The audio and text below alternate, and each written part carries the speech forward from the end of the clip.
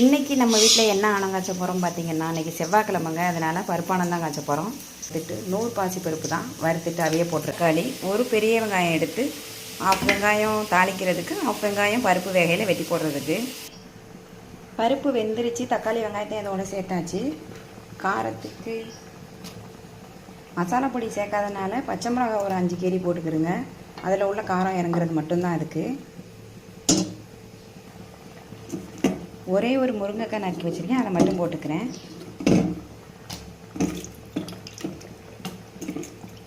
நல்லா காய் வந்ததும் அரை மூடி தேங்காய் பால் ஊற்றி இருக்க முடியும். தாளிப்புக்கு தேவையான சீரகம், பட்டை மிளகாய், கருவேப்பிலை, வெங்காயம் எல்லாத்தையும் போட்டு தாளித்து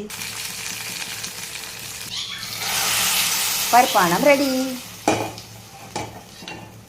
சாம்பார் தாளித்து முடிச்சாச்சு. மல்லி இலையை தூவிக்கிடலாம்.